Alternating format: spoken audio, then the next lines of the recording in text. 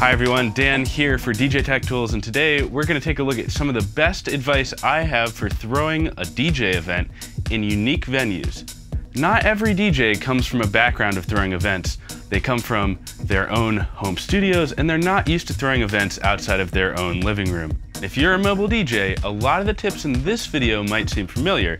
That's because mobile DJs are very good at setting up events, making sure they have everything that they need, and adapting to unique situations. So one of the first considerations that you're going to want to think about when you're throwing an event is location. There are two pieces of advice that apply to almost every event out there that will help you figure out whether or not it's going to be successful. First is convenience. Is it easy to get to where your party is? You need to think about, hey, will someone actually travel out to where my event is? And would I do that if I were going out? Second, and this one's really important, neighbors and sound. So being DJs, we love to make a lot of noise and we love to have very good sounding music, but a key consideration in that is making sure that if you're setting up in a new or unique location, consider even walking around and talking to the neighbors and saying, hey, we're gonna have an event on this night. We're gonna make a lot of noise. Will that be a problem for you? Let's move on now to sound. Sound is one of the biggest considerations that you need to have when you're throwing an event. In order to really tackle sound in a space that you've never been to before, or maybe you've just never thrown an event there before, you need to be as adaptable as possible. My first tip in regards to sound is making sure you have a sufficient PA system for the space where you're throwing a party. I highly recommend getting a system that has enough power for the space, but is also flexible. For the most recent party I helped with, we used the Bose F1 system. This is a normal PA that's paired, tops, and subwoofers, but it's a flexible array, meaning that it actually has array settings here that allow you to adjust the shape of the tops specifically so you can adapt to different situations. You can see that it is perfect for if you're in a venue where you're straight on, or if you're up on a stage and want to point down at an audience, that works as well. Or you can have it go in reverse J, where it's pointing up, say if you're in a lecture hall. And then there's also, of course, the option to do both. So it's incredibly flexible. It gives you that extra little advantage to allow you to adjust to the environment in which you're in, which is something that most other speaker systems won't do. The F1 was also nice and adaptable because it actually has a built-in stand in the subwoofer, so you can easily pull it out and set up very quickly. If you don't have a stand built into your subwoofer, then you absolutely need to bring your own stands. This is important because instead of setting up like this, where there's a PA system sitting on top of a table and you're sending most of the signal right at my chest, what you want is you want to be able to have them elevated so that they're sending sound at ear level. That's why stands are critical when you're setting up an event. So while we're on the subject of sound, there's something else you can do to be very flexible. Bring a line mixer. Instead of, say, plugging and unplugging things into your DJ mixer or moving the mains around between one person's controller and a DJ mixer, having a line mixer between your sound sources and the PA gives you additional flexibility. Similar to sound, power and electricity is a situation where you can't have too much of it when you're throwing a gig. Let's start with circuits. So if you're running a full sound system and DJ gear and lights and a number of other things, you're gonna have a pretty heavy draw on a single electrical system. So I highly recommend, before the gig starts, going in and exploring and figuring out if there are different circuits available to you. Now, if you're running a big sound system, something that makes a lot of sense is distributing the load. What this means is, let's say you have a subwoofer and a PA on one side and a subwoofer and a PA on the other.